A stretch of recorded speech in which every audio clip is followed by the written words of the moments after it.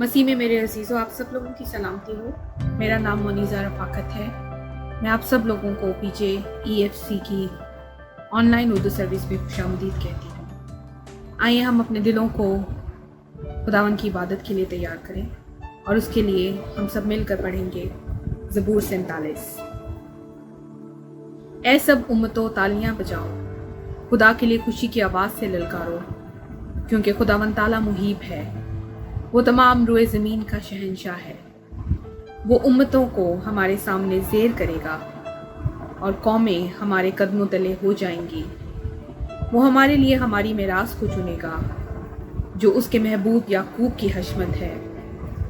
خدا نے بلند آواز کے ساتھ، خداوند نے نرسنگے کی آواز کے ساتھ صعود فرمایا۔ مدح سرائی کرو، خدا کی مدح سرائی کرو، مدح سرائی کرو، ہمارے بادشاہ کی مدح سرائی کرو، کیونکہ خدا ساری زمین کا بادشاہ ہے۔ عقل سے مدح سرائی کرو، خدا قوموں پر سلطنت کرتا ہے، خدا اپنے مقدس تخت پر بیٹھا ہے۔ امتوں کے سردار اکٹھے ہوئے ہیں تاکہ ابراہیم کے خدا کی امت بن جائیں، کیونکہ زمین کی سپریں خدا کی ہیں، وہ نہایت بلند ہے۔ کلام کے پڑھے اور سنے جانے پر خدا کی برکت ہو۔ آئیں اب ہم سب مل کر اپنے سروں کو جھکائیں اور عبادت کے آغاز میں خداوند سے دعا کریں۔ قدوس قدوس خداوند، ہم دل کی گہرائی سے اس موقع کے لیے شکر گزار ہیں کہ ہمیں یہ وقت اور گھڑی میسر آئی کہ ہم سب اکٹھے ہو کر اس عبادت میں شریک ہو سکیں۔ خداوند تیرے نام کی مدح سرائی کر سکیں، تیرے کلام کو سیکھ سکیں۔ خداوند اس عبادت کے شروع سے لے کر آخر تک تو ہم سب لوگوں کے ساتھ ہونا۔ آج کا کلام خداوند اور آج کے پیغمبر کو تیرے ہاتھوں میں دے دیتے ہیں پیارے باپ۔ خداوند تو جو بھی کلام ہو، خداوند اس پیغمبر کے منہ کا ذمہ لینا، اور خداوند وہ کلام تیری طرف سے ہو اور تمام سننے والوں کے دلوں میں گھر کر جائے اور بہت سا پھل لانے کا باعث ہو۔ خداوند اپنی اس دعا میں کوائر کو بھی یاد کرتے ہیں۔ خداوند جو بھی مدح سرائی ہم سب مل کر کریں، خداوند وہ تیرے حضور میں بخور کی مانند پہنچے۔ مانگتے ہیں تیرے پیارے بیٹے خداوند یسوع مسیح کے وسیلہ سے، آمین۔ آئیں اب ہم سب مل کر کوائر کے ساتھ اپنے دلوں کو اور اپنے لبوں کو کھول کر خداوند کی مدح سرائی کریں۔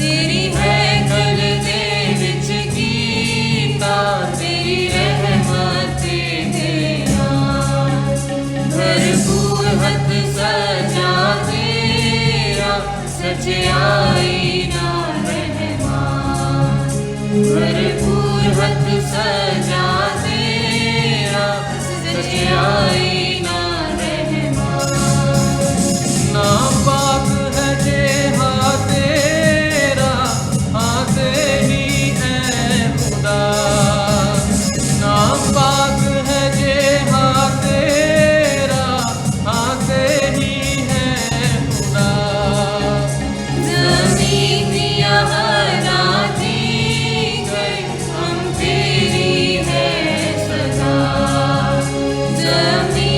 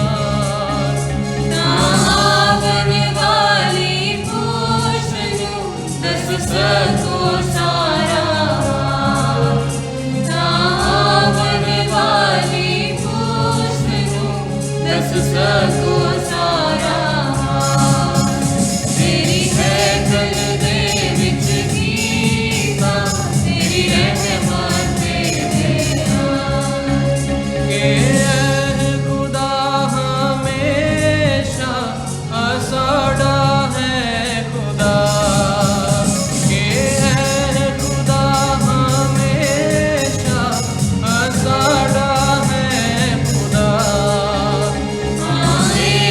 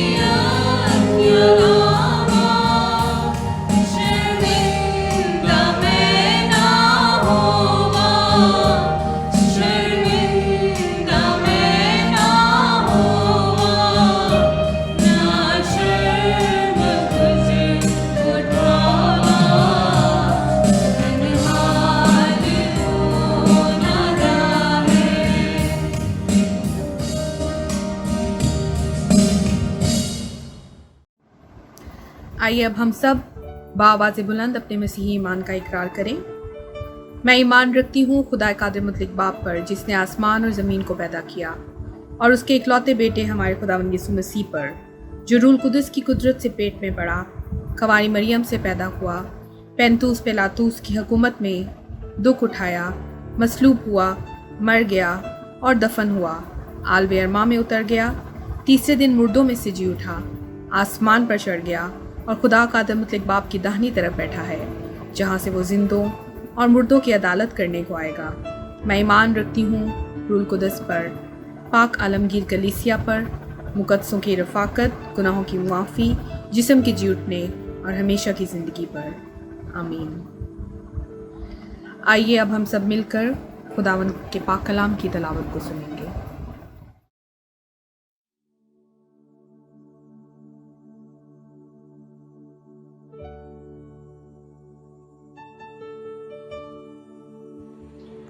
खुदावंद के जिंदा कलाम में से आज हम देखेंगे पुराने अहदनामे में पैदाइश की किताब, उसका 2 बाब और उसकी 8वीं आयत से लेकर 17वीं आयत तक। कलाम में कुछ यूं लिखा है, और खुदावंद खुदा ने मशरिक की तरफ अदन में एक बाग लगाया और इंसान को जिसे उसने बनाया था वहां रखा, और खुदावंद खुदा ने हर दरख्त को जो देखने में खुशनुमा और खाने के लिए अच्छा था जमीन से उगाया, और बाग के बीच में हयात का दरख्त और नेको बद की पहचान का दरख्त भी लगाया।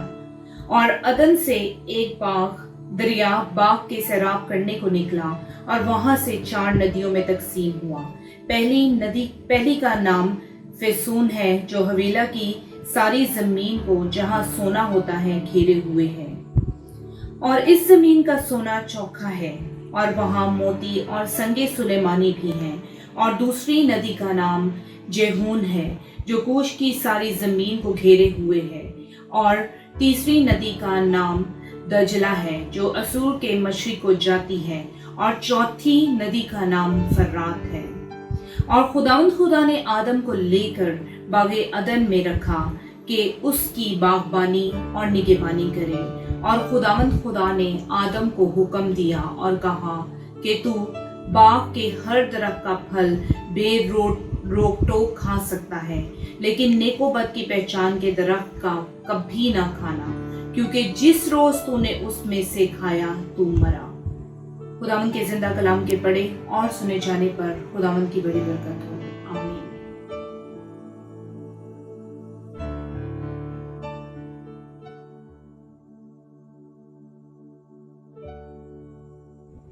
आज की दूसरी तलावत नए अहदनामे में से यूना आरिफ का मुकाशवा 22वां बाब 1 से 5वीं आयत तक। फिर उसने मुझे बलौर की तरह चमकता हुआ अब हयात का एक दरख्त दिखाया, जो खुदा और बरे के तख्त से निकलकर उस शहर के सड़क के बीच में बहता था, और दरिया के वार पार जिंदगी का दरख्त था। उसमें 12 किस्म के फल आते थे और हर महीने में फलता था, और उस दरख्त के पत्तों से कौमों को शफा होती थी और फिर लानत ना होगी। और खुदा और बरे का तख्त उस शहर में होगा और उसके बंदे उसकी इबादत करेंगे, और वो उसका मुंह देखेंगे और उसका नाम उनके माथों पर लिखा हुआ होगा।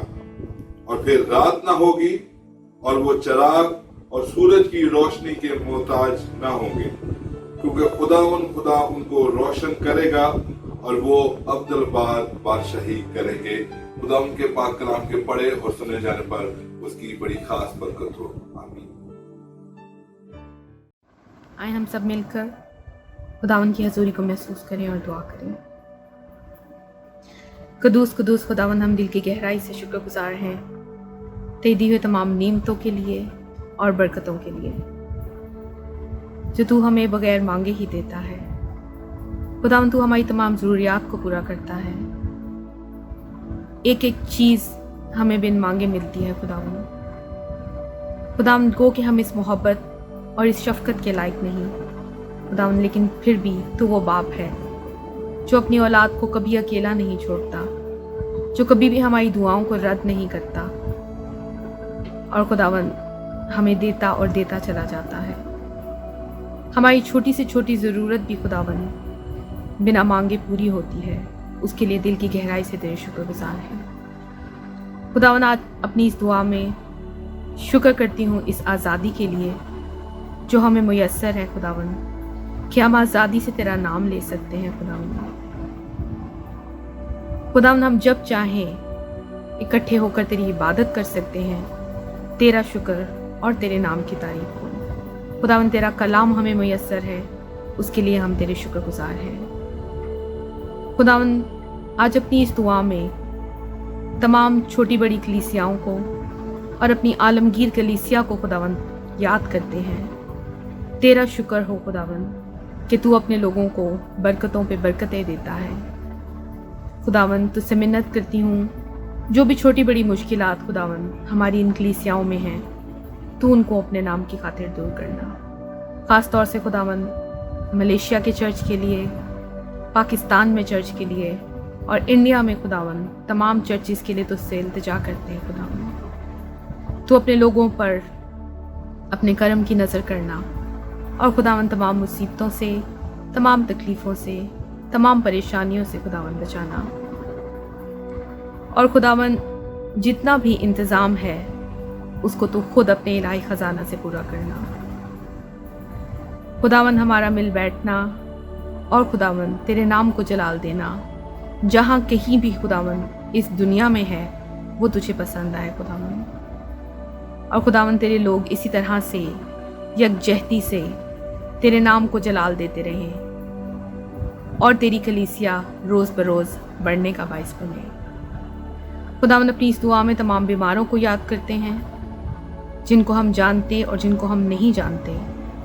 प्यारे बाप सबको शिफा इनायत करना। खुदावन ख़ास तौर से इस मुहल्लिक वबा कोरोना के लिए खुदावन तुझसे मिन्नत करती हूँ। खुदावन जबकि हमें उम्मीद की किरण नज़र आती है खुदावन कि कुछ वैक्सीन मुयस्सर हुई चाहती है, तुझसे मिन्नत करती हूँ प्यारे बाप कि उस वैक्सीन को जल्द अज जल्द तमाम लोगों तक पहुँचाना, ताकि खुदावन सब लोग इस बीमारी, इस वबा से महफूज रह सकें खुदावन। और इस कठिन दौर में खुदावन जबकि हर कोई खुदावन मुतासिर हुआ है, तुझसे मिन्नत करती हूँ प्यारे बाप, एक एक दिल को छूना, उसको तसल्ली देना। खुदावन जितनी भी कमियां हैं उनको तो खुद अपने इलाही ख़जाना से पूरा करना। खुदावन मेरा मानना है कि हम सब जब तेरे सामने इकट्ठे होते हैं, अपने दिलों को, अपनी खाली झोलियों को लेकर आते हैं, तो खुदावन तू कभी भी हमें खाली हाथ नहीं लौटाता और हमारी झोलियां भरता और हम पर अपनी शफ़क़त की नज़र करता है खुदावन। तुझसे मिन्नत करती हूँ आज के कलाम के लिए खुदावन, जो भी कलाम हो वो तेरी तरफ से हो खुदावन। हम अपने दिलों को, अपनी ज़िंदगियों को खोल देते हैं खुदावन कि तू हमें सिखा, तू हमें बता खुदावन कि तू क्या चाहता है खुदावन। जो भी तू चाहे खुदावन, हम उसको अपनी ज़िंदगी में वेलकम कहते हैं। तो हम तुझसे मिन्नत करती हूँ कि अपने लोगों को वो हिम्मत और वो हौसला देना कि हम तेरे कलाम का प्रचार सारी दुनिया में कर सकें। और खुदावन हमारे उठने बैठने चलने फिरने से हर रोज़, हर वक्त, हर जगह तेरा जलाल ज़ाहिर होता रहे। मांगते हैं तेरे प्यारे बेटे खुदावंद यीशु मसीह के वसीला से, आमीन।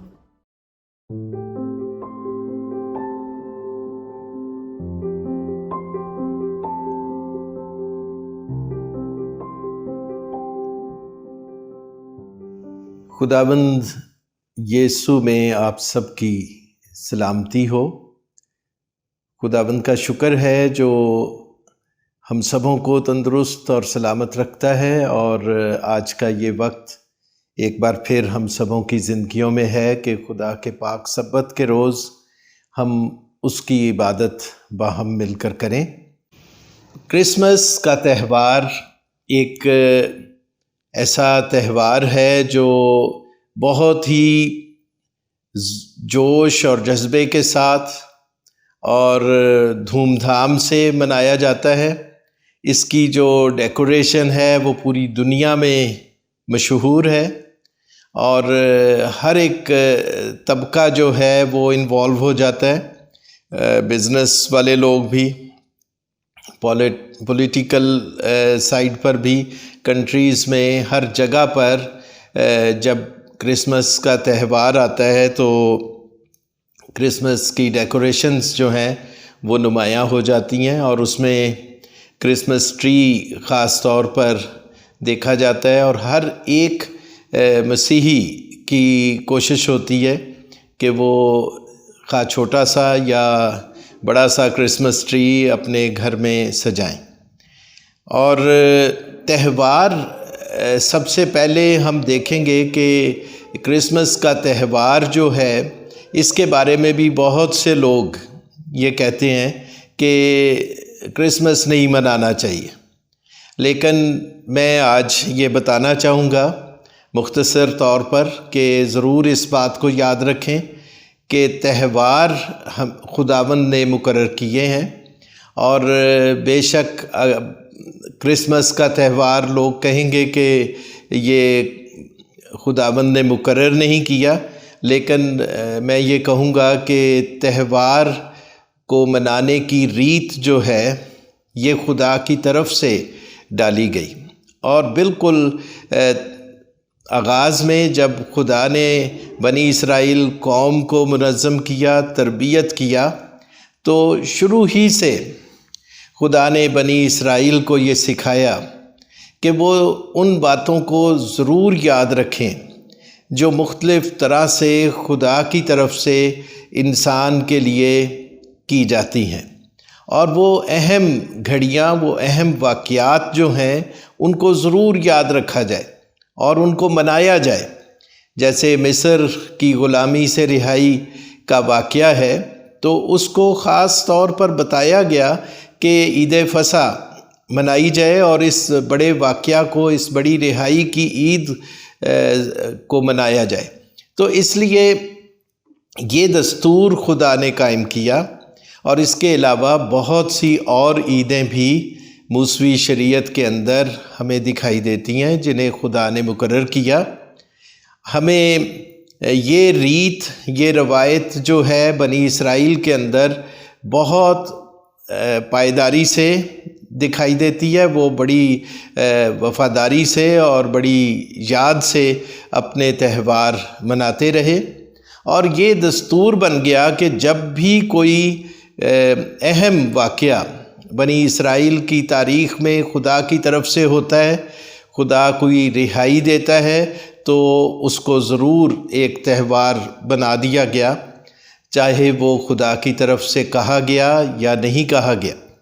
اس کی مثال ہم ملکہ استر کی کتاب میں دیکھتے ہیں۔ جب یہودیوں کو رہائی ملی تو ملکہ استر نے اعلان کیا کہ عید پوریم منائی جائے، اور وہ آج بھی یہودی کیلنڈر میں، یہودی دستور کے مطابق باقاعدگی سے وہ عید پوریم مناتے ہیں، اور اس میں کوئی ان میں اختلاف نہیں ہے، کوئی دو رائے نہیں ہے۔ اس لیے عزیزو، مسیح خداوند کی پیدائش کوئی چھوٹا سا واقعہ نہیں ہے، یہ ایک بہت بڑا اور اہم واقعہ ہے جو بہت سی پیش گوئیوں کی تکمیل وہاں پر ہمیں دکھائی دیتی ہے۔ نبیوں کی معرفت جو کہا گیا تھا وہ پورا ہوا، اور اتنا بڑا واقعہ جس کے بارے میں کئی صدیوں سے خدا نبیوں کی معرفت بتاتا رہا، جب وہ وقت آیا اور وہ کام ہوا، تو اس موقع پر کرسمس کی جب ہم خوشی مناتے ہیں تو بہت ساری چیزیں ہیں جو اس موقع پر ہوئیں اور ان کو یاد رکھا جاتا ہے، جیسے ستارے کا نظر آنا، غیر اقوام میں سے مجوسیوں کا یروشلم میں ایک ستارے کو دیکھ کر، چونکہ مجوسی ستاروں کا علم رکھتے تھے، وہ ان کے علم نے ان کو رہنمائی دی، اور وہ پہنچے اور انہوں نے وہاں آ کر مسیح کو دیکھا جو وہاں بیت لحم میں تھا، اور اس کو سجدہ کیا، اور ستارے نے ان کی رہنمائی کی۔ فرشتے بھی دکھائی دیتے ہیں، اور اس کے ساتھ ساتھ جتنی چیزیں بھی ہم دیکھتے ہیں اس سارے واقعہ کے اندر وہ کرسمس کی ڈیکوریشن کا حصہ ہیں۔ اس لیے عزیزو، یہ تہوار منانے کی یہ رسم، یہ دستور جو ہے، یہ خدا کی جماعت میں بہت عرصے سے پہلے سے موجود تھا، اور اب چونکہ مسیح کی پیدائش نبیوں کی پیشگوئیوں کے مطابق ہوئی، اور متی کی انجیل کا آغاز اسی بات سے ہے کہ جو نبی کی معرفت کہا گیا تھا وہ پورا ہوا۔ مقدس لوکا کی معرفت انجیل میں بھی اس کا ذکر ہے۔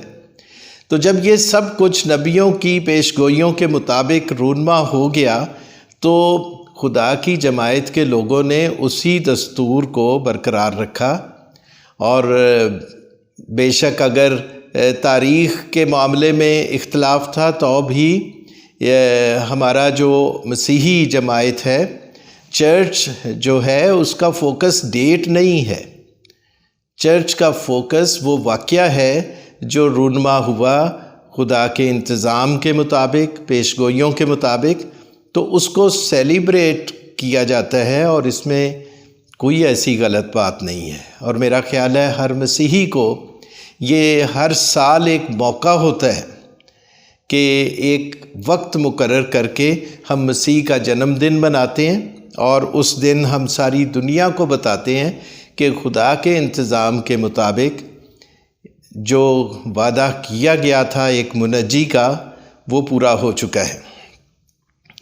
عزیزو، یہ تہوار کے حوالے سے تھی بات جو میں نے ابھی آپ کے سامنے رکھی، لیکن کرسمس ٹری جو ہے وہ بائبل مقدس کے اندر درخت کا ذکر شروع سے لے کر، بائبل مقدس کے پہلے باب سے لے کر بائبل مقدس کے آخری چیپٹر تک، یہ ہمیں مختلف جگہوں پر بائبل کے اندر اس کا ذکر دکھائی دیتا ہے۔ اس حوالے سے دیکھیں گے کہ کس طرح سے باغ عدن میں خدا کا کلام مرکز کی حیثیت میں دکھائی دیتا ہے، اور دو باتیں باغ عدن کی اس تصویر میں نظر آتی ہیں، یعنی باغ عدن جو ہے وہ اس میں وہ جو سب درخت ہیں وہ دراصل خدا کے لوگوں کو ظاہر کرتے ہیں، اور اس کے یہ خدا کا فیوچر کا منصوبہ ہے جو دکھائی دیتا ہے وہاں پر، کہ خدا اس طرح سے اپنے لوگوں کو تیار کرے گا کہ خدا کے سب لوگوں کے مرکز میں، سینٹر میں خدا کا کلام ہوگا۔ اور دوسری ایک بڑی صلاحیت جو کہ نقصان کا باعث بھی بن سکتی ہے، وہ اس کی اپنی عقل اور اس کی اپنی مرضی ہے، جو کہ دوسرا درخت جو نیک و بد کی پہچان کا درخت ہے وہ ظاہر کرتا ہے۔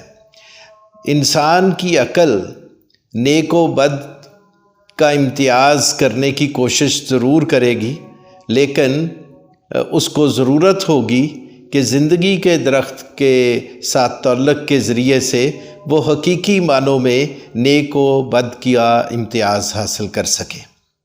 اور نیک و بد کا صرف امتیاز حاصل کرنے کی بات بھی نہیں ہے، بلکہ نیکی کے ذریعے سے بدی پر غالب آنے کی قوت کی بات ہے۔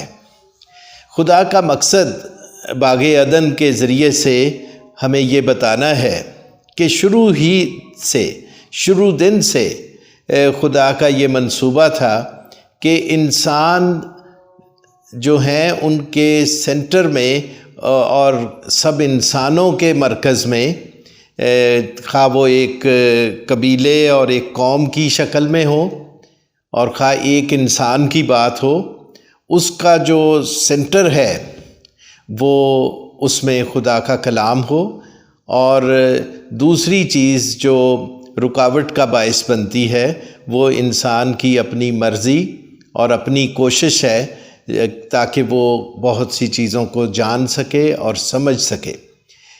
اور خدا نے شروع سے بتایا کہ انسان کو زندگی کے درخت کے پاس آنا ہے، لیکن خود اپنی کوشش جو ہے اس سے پرہیز کرنا ہے، کیونکہ اس کی عقل اور سمجھ میں وہ سب باتیں نہیں آ سکتی اور وہ ٹھوکر کھا سکتا ہے۔ اس لیے ضروری ہے، جو باغ عدن کا میسج ہے وہ اصل میں یہی ہے کہ زندگی کے درخت کی طرف توجہ دی جائے۔ عزیزو، ہم لوگ باغ عدن سے یہ بات دیکھتے ہیں کہ جو مرکز کی حیثیت ہے وہ خدا کے کلام کو حاصل ہے۔ پھر اس کے بعد ہم لوگ ایک اور بات یہ دیکھتے ہیں کہ حزقیل کی کتاب میں ایک بات لکھی ہے، میں وہ چاہوں گا کہ ہم اس کو بھی ایک نظر دیکھ لیں۔ حزقیل کی کتاب کا 38واں باب ہے، اور وہاں پر یہ لکھا ہے 12ویں آیت میں، یہاں پر لکھا ہے تاکہ تو لوٹے اور مال کو چھین لے اور ان ویرانوں پر جو اب آباد ہیں اور ان لوگوں پر جو تمام قوموں میں سے فراہم ہوئے ہیں، جو مویشی اور مال کے مالک ہیں اور زمین کی ناف پر بستے ہیں، اپنا ہاتھ چلائے۔ یہ حوالہ جو حزقیل کی کتاب کے 38ویں باب میں ہے، اور یہ پورا کا پورا 38واں باب جو ہے یہ اس بات کا ذکر کرتا ہے کہ جب اسیری کے زمانے کے بعد خدا ایک وقت میں بنی اسرائیل کو واپس اکٹھا کرے گا اور سب قوموں میں سے وہ ان کو لا کر پھر سے اس ملک میں آباد کرے گا جس کا وعدہ ابراہیم سے کیا گیا، اور پھر اسرائیل کے ان بزرگوں سے وقتاً فوقتاً کیا گیا کہ یہ جگہ ہے جو آپ کو دی جائے گی، اور وہ اس جگہ پر واپس لائے جائیں گے اسیری کے زمانے کے بعد، اور پھر خدا ان کو آباد کرے گا۔ اور حزقیل نبی کی معرفت خدا یہاں پر بیان کرتا ہے کہ وہ جگہ جہاں پر خدا ان کو آباد کرے گا، یا وہ جگہ جو خدا نے شروع سے چنی ہوئی ہے بنی اسرائیل کے لیے، اسے وہ کہتا ہے زمین کی ناف۔ اور زمین کی ناف جو ہے یہ بھی مرکز کی طرف اشارہ ہے، یعنی پوری زمین کا جو سینٹر ہے وہاں خدا نے اپنی قوم اسرائیل کو بسایا تاکہ وہ تمام قوموں کے لیے رہنمائی کا باعث بنے اور زندگی کا درخت ان کے بیچ میں ہو۔ اور اس طرح سے خدا نے اس ازلی اور ابدی منصوبے کو جو باغ عدن کے اندر جس کی تصویر ہمیں دکھائی دیتی ہے، وہ پھر آگے نبیوں کی معرفت ظاہر کیا خدا کے سب لوگوں پر کہ وہ ضرور مرکز کے طور پر ہیں، اور وہ اگر بدی کریں گے، گناہ کریں گے تو چنے ہوئے لوگ ہیں، سزا پائیں گے، لیکن بقیہ جو ہے وہ پھر واپس آئے گا اور خدا ان کو اس مقصد کے لیے پھر سے کھڑا کرے گا، اور خدا اپنا مقصد ضرور انہی کے وسیلے سے پورا کرے گا۔ اس لیے عزیزو، یہ مرکز سینٹر جو ہے باغ عدن سے ہم دیکھتے ہیں، پھر آگے جا کر اسرائیل کو سینٹر میں دنیا کی ناف پر کھڑا کیا گیا، سینٹر میں کھڑا کیا گیا تاکہ دنیا کے سب انسان وہ خدا سے واقف ہو سکیں، زندگی کے درخت سے واقف ہو سکیں۔ تو پھر آگے چل کر جب ہم دیکھتے ہیں مسیح خداوند کا زمانہ، تو مسیح خداوند کے زمانے میں بھی جب ہم پہنچتے ہیں تو وہاں پر پھر ہم ایک حقیقت کو دیکھتے ہیں۔ مسیح خداوند خود اپنا تعارف کرواتے ہیں، اور مسیح خداوند کہتے ہیں یوحنا کی انجیل کے 15ویں باب میں کہ انگور کا حقیقی درخت میں ہوں۔ یوحنا کی انجیل کا 15واں باب اور اس کی پہلی آیت، انگور کا حقیقی درخت میں ہوں اور میرا باپ باغبان ہے۔ جو ڈالی مجھ میں ہے اور پھل نہیں لاتی اسے وہ کاٹ ڈالتا ہے، اور جو پھل لاتی ہے اسے چھانٹتا ہے تاکہ زیادہ پھل لائے۔ عزیزو، مسیح خداوند نے خود کو کہا کہ وہ انگور کا حقیقی درخت ہے، اور پھر اس کے علاوہ انجیل مقدس میں ہم مسیح خداوند کے بارے میں دیکھتے ہیں کہ مسیح خداوند نے یہ بھی کہا کہ راہ اور حق اور زندگی میں ہوں، کوئی میرے وسیلہ کے بغیر باپ کے پاس نہیں جا سکتا۔ خدا کا کلام شروع ہی سے درمیانی کے طور پر تھا۔ باغ عدن سے ہم نے دیکھا کہ سینٹر میں خدا کا کلام تھا، زندگی کا درخت، اور پھر اس کے بعد مسیح خداوند کو ہم دیکھتے ہیں کہ مسیح خداوند بھی خود کو اس طرح سے متعارف کرواتے ہیں کہ وہ زندگی کا درخت ہیں۔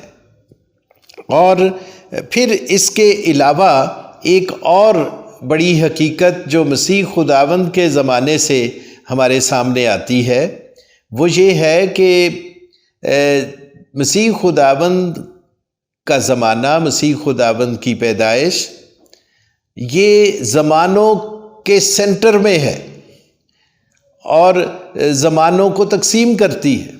یہ ایک دلچسپ حقیقت ہے، کیونکہ ہم یہاں پر دیکھتے ہیں کہ مسیح خداوند کی پیدائش کے بعد زمانے دو حصوں میں بٹ گئے، ایک قبل از مسیح کا زمانہ اور ایک عیسوی سن بعد از مسیح کا زمانہ۔ اور آج ہر قوم اور مذہب کے لوگ اس بات کو اچھی طرح سمجھتے ہیں کہ دو زمانے ہیں، ایک قبل از مسیح کا زمانہ اور ایک بعد از مسیح کا زمانہ۔ تاریخیں اسی طرح سے مرتب ہیں اور سینٹر پھر سے مسیح ہے۔ دونوں زمانوں کے بیچ میں سینٹر میں پھر ہم مسیح خداوند کو دیکھتے ہیں جو خدا کا کلام ہے اور زندگی کا درخت ہے۔ پھر اس کے بعد ہم آخر میں اگر چلیں مکاشفہ کی کتاب میں، اور وہاں پر 22واں باب ہم دیکھیں تو یہاں پر پھر اس بات کا ذکر ہے، پھر اس نے مجھے بلور کی طرح چمکتا ہوا آب حیات کا ایک دریا دکھایا جو خدا اور برہ کے تخت سے نکل کر اس شہر کی سڑک کے بیچ میں بہتا ہے۔ دیکھیں سینٹر، یہ شروع ہی سے خدا کا کام بنی اسرائیل کے سینٹر میں، پوری دنیا کی ناف یعنی پوری دنیا کے سینٹر میں، زمانوں کے سینٹر میں مسیح خداوند کی پیدائش کے وقت سے ہم دیکھتے ہیں۔ اور پھر یہاں لکھا ہے کہ اور دریا کے وار پار زندگی کا درخت تھا۔ یہ بائبل مقدس کا آخری چیپٹر ہے، مکاشفہ کی کتاب کا آخری باب۔ یہاں پھر ہم ایک درخت کا ذکر دیکھتے ہیں، اور یہاں لکھا ہے کہ یہ درخت جو ہے اس میں 12 قسم کے پھل آتے تھے اور ہر مہینے میں پھلتا تھا، اور اس درخت کے پتوں سے قوموں کو شفا ہوتی تھی اور پھر لعنت نہ ہوگی۔ یعنی ہم دنیا کے آغاز میں زندگی کے درخت کو دیکھتے ہیں، ہم خدا کے منصوبے کی تکمیل کے وقت پھر سے زندگی کے درخت کو دیکھتے ہیں، ہم زمانوں کے سینٹر میں زندگی کے درخت کو دیکھتے ہیں۔ اور عزیزو، آج یہی وجہ ہے جو میں سمجھتا ہوں کہ کرسمس ٹری جو ہے اس کو کیوں چرچز میں اہمیت دی جاتی ہے، اس کی وجہ کوئی بھی روایت بتائی جائے تو میں نہیں سمجھتا کہ کوئی بھی اور بات اتنی اہم ہے، کیونکہ سب سے اہم بات کلام مقدس کی ہے۔ کلام مقدس میں زندگی کا درخت زمانوں کا سینٹر ہے، خدا کی جماعت کا سینٹر ہے، پوری دنیا کا سینٹر ہے، اور ہر ایک کو زندگی کے اس درخت کے ساتھ جڑنا ہے۔ اس لیے میں نے پچھلے دنوں میں ذکر کیا کہ خدا کی قوم کو قوموں کی سرتاج بتایا گیا، اسرائیل کو، اور پھر ایک وقت آیا جب مسیح خداوند کی پیدائش ہوئی تو پھر اسرائیل کو بھی مسیح خداوند کے پاس آنا پڑا، اور اسرائیلی اور دوسری قوموں سے لوگ مل کر سب کے سب زندگی کے درخت کے ساتھ جڑتے گئے، اور آج بے شمار قوموں کے لوگ زندگی کے اس درخت کا حصہ بن چکے ہیں، اور یہ وہ حقیقی کرسمس ٹری ہے، وہ زندہ کرسمس ٹری ہے جو آج ہر اس جگہ پر موجود ہے جہاں خدا کے لوگ موجود ہیں، خدا کے چنے ہوئے لوگ، خدا کی قوم، جن کے پاس خدا کا زندہ کلام ہے، جو اس زندگی کے درخت کا پیغام رکھتے ہیں، اور وہ سب لوگ آج اس بات کے لیے تیار ہیں کہ دنیا ان کے پاس آئے اور وہ انہیں زندگی کے درخت سے واقف کرے، کیونکہ خدا سے ملنے کا ایک ہی راستہ ہے، اور وہ زندگی کے درخت کے ساتھ اپنا تعلق بنانا ہے۔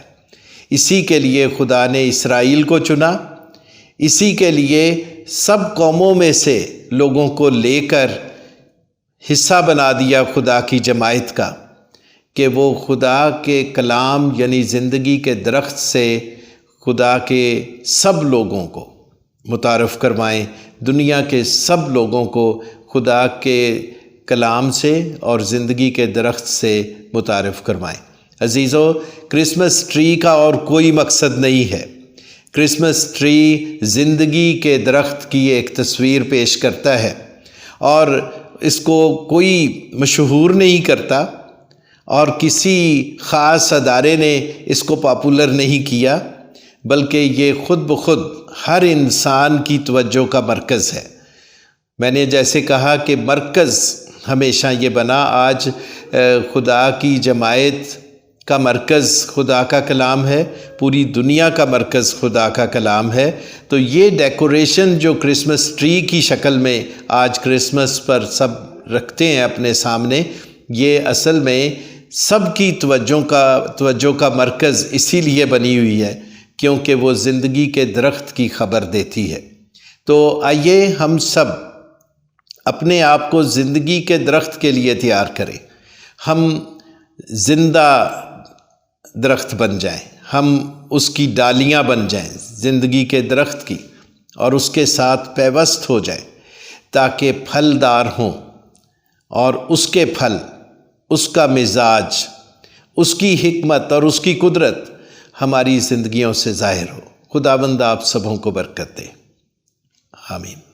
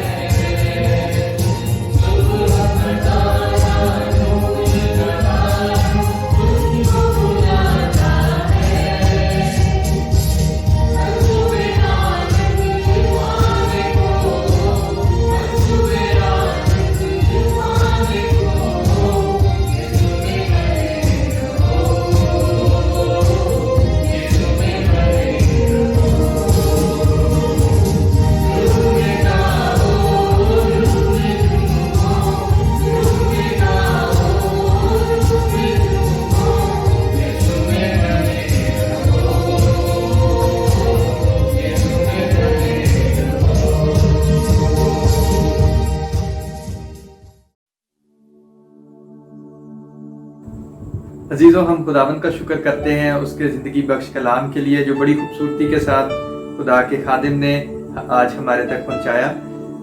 آئے اب ہم اپنے سروں کو جھکائیں اور خداوند سے دعا کریں اور اس کا شکر کریں اس سارے وقت کے لیے جو ہم اس کی حضوری میں گزار سکیں۔